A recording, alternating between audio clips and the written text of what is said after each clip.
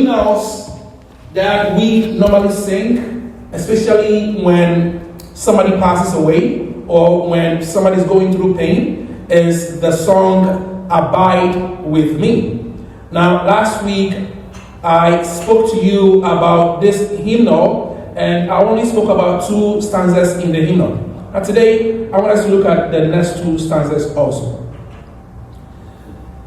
This hymnal, Abide With Me, was written by a Catholic priest who was called Henry Francis Light.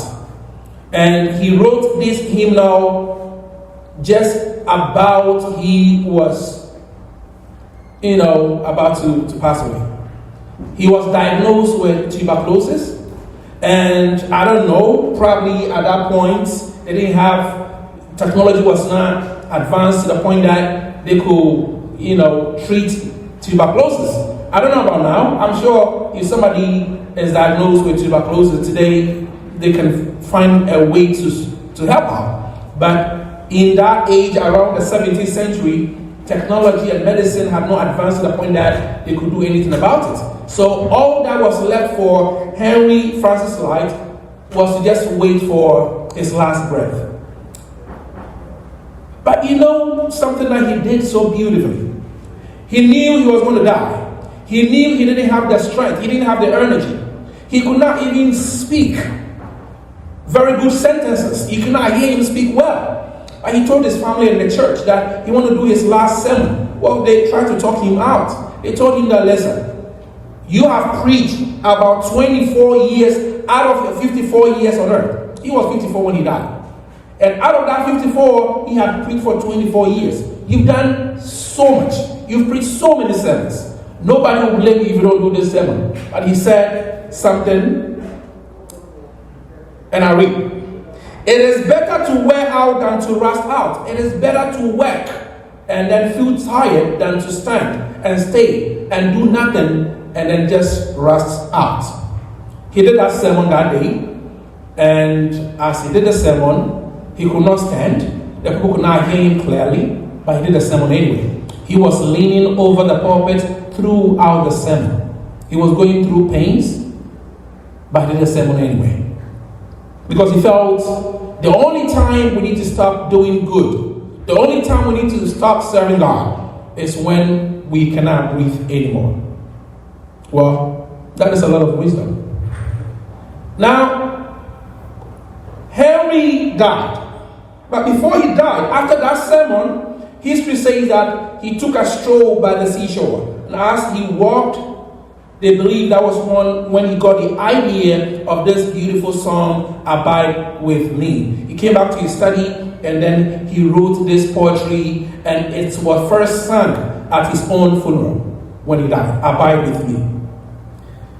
The first stanza says, Abide with me, fast falls the eventide. The darkness deepens, Lord, with me abide. When other helpers fail and comfort flee, help of the helpless, oh, abide with me. Now, he saw death coming. He saw darkness approaching. And he knew he cannot rely on anybody. Nobody can help him. Even if people were helping him at a point, he knew at some point in his life he's going to be a burden on other people. So he said, God, you are the only one that I want. You are the only one that I want with. So abide with me, stay with me. Don't leave me. And when you look at the last part of the stanza, he says, when other helpers fail and comfort flee, when all the help I need from people fails, when all the comfort I need from people flees, help of the helpless, oh, abide with me. You believe that God is help for the helpless? Well, I believe that too. But the Bible believes that too. God is help for the helpless. But the question I asked all of us last week was, who do you turn to when things are going south? Who do you turn to when things are not working out? Do you turn to friends? Do you turn to family? Do you turn to colleagues? Who do you turn to? Well, this man, Henry Francis, believed that the only person that we can turn to is God. The second stanza said, swift to its close, ebbs out life's little days. Earth's joys grow dim, its glories pass away. Change and decay in all around I see. O thou who changest not, abide with me. Now, he said, he can feel his body. He can feel he's not the same anymore. He can feel that things are changing. He cannot even speak for people to understand. Before that, when he was younger, when he was not diagnosed with this illness, he could speak, he could charismatically articulate and speak to the congregation. But at this point, he cannot do it anymore. He realized that there was decay in his body. His body is changing. Well, your body is going to change too. My body is going to change too. We are not going to remain as we are. We are not going to remain as we are. My beautiful sisters, today you are very beautiful. You look all good. Well, wait for 10 years to come. You're not going to be the same. All the things that you see on yourself that look so good, things will fall apart. Things will change. You will not be the same again. You will never be the same again. And Ecclesiastes said, Solomon said it, when he said to the youth to remember their Creator in the days when they are younger, because there are days coming that you will say, I have no pleasure in these days. But it will be too late. In days that your body weakens and you cannot run anymore, you cannot stand and speak like I'm standing and speaking. Someday I told you some time ago that the first time you see me hold that thing climbing up, then you know I'm getting older. You know, now I can just run and get up here and speak. But the first time you see me hold it, and then you know I'm going. All right. We are all not going to be the same. And he realized that God, I know, I can feel it. My body is not the same. I don't feel the same about myself anymore. But here's what I know. Although my body is changing, although everything that I loved, although things that I cherish is just fleeing away. I'm not seeing them anymore. I'm not appreciating them anymore. Everything is changing. Although things are not the same. I know that you are the same. I know that you never change. So all thou who changes not, abide with me. Now let's talk about the next two stanzas. I need thy presence every passing hour. When Henry Francis Wright realized his days were numbered, just like any of us, our days are numbered. The Song of David says that, Lord, teach us to number our days. Now, sometimes we feel or we believe that somebody needs to get sick and then out of the sickness they pass on. But I know people who never got sick and then passed on anyway. So that is a mystery about life and death. You never know what is going to happen the next minute. You never know what's going to happen the next hour. You never know what is going to happen to you the next day. We never know that. It is a mystery. He knew what was about to happen. So he said, Lord, I need your presence every passing hour. All that I need now is you. Be with me, abide with me. What by thy grace can foil the tempter's power? Now, when we are not okay, when things are not well, when we feel pains in our body, when we are discouraged, when we are betrayed, we become very vulnerable. Now, that is the point. That is the time that Satan, the tempter, finds ways to trick us to make certain mistakes. People make their worst mistake when they are in their lowest. When things are not okay, when everything is falling apart, we make certain decisions that we would have made under normal circumstances. Well, this one is saying that, Lord, you are the only one who can destroy the plans of the tempter. And that is why I want you to be with me at my lowest. At this point, I'm vulnerable. And I can make all the mistakes that there is. So please abide with me.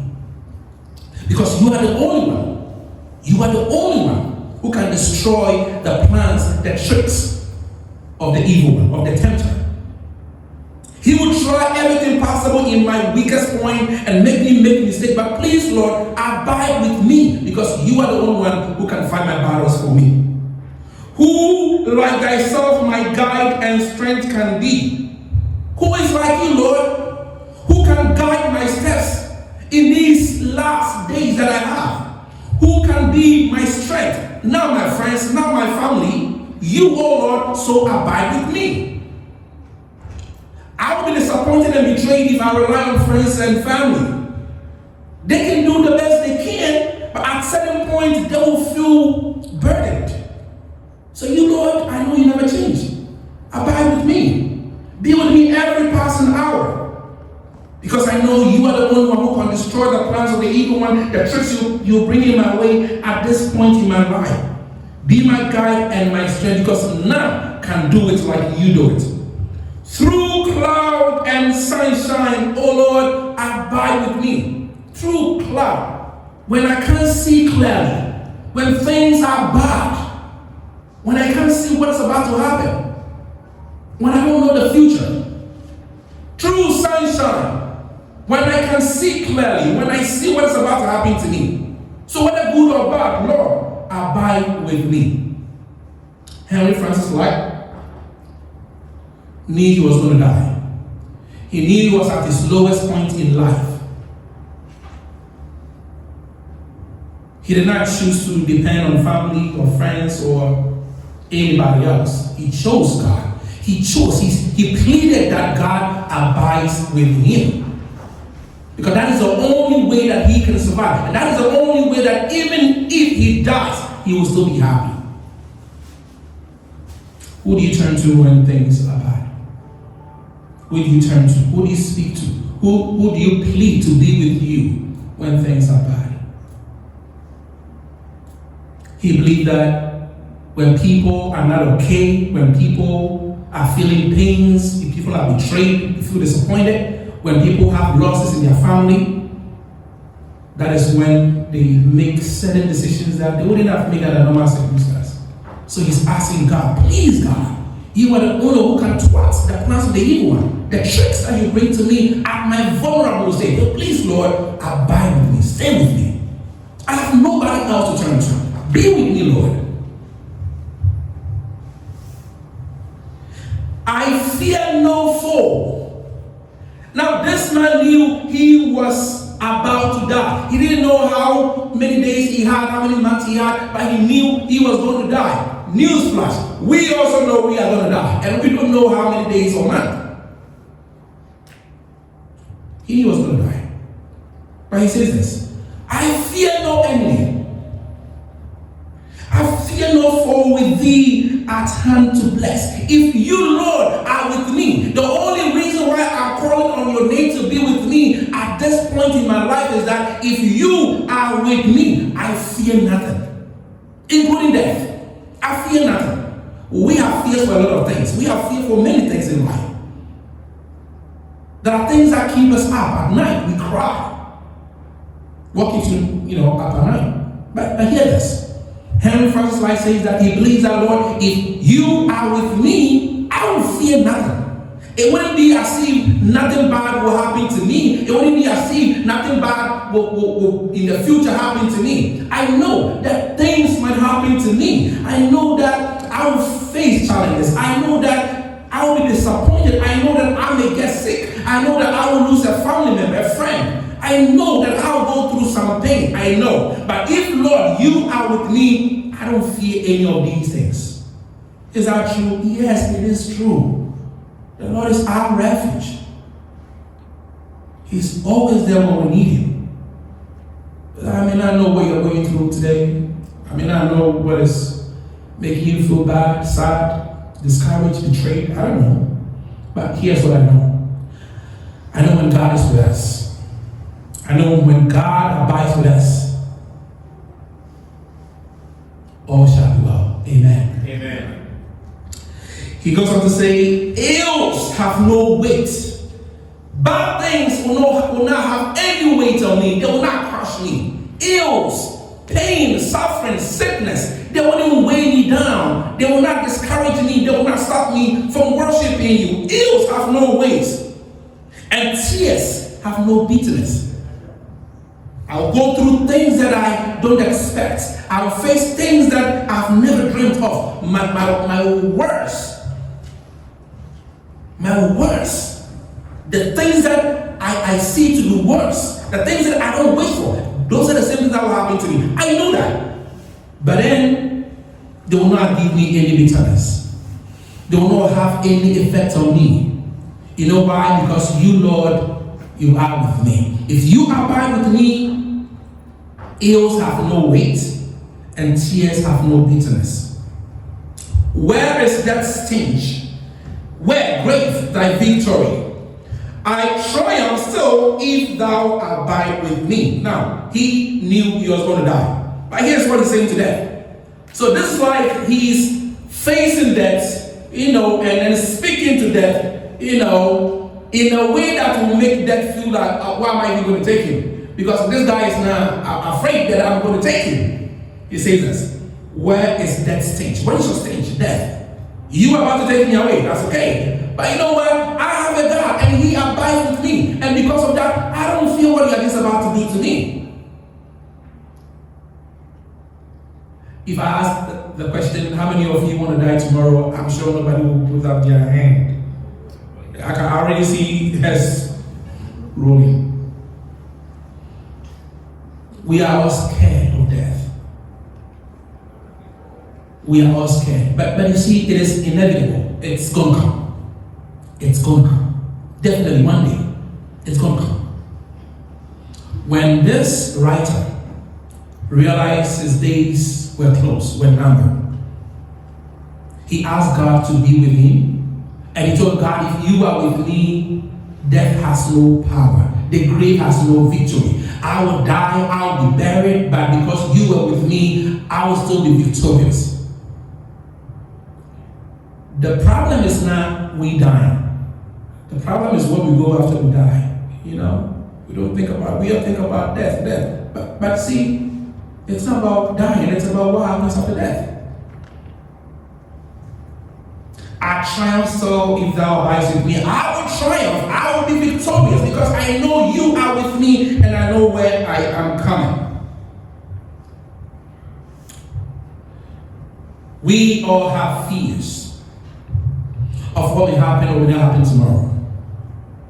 We all worry about our health. We all worry about things that go left or south in our lives. We worry about so many things.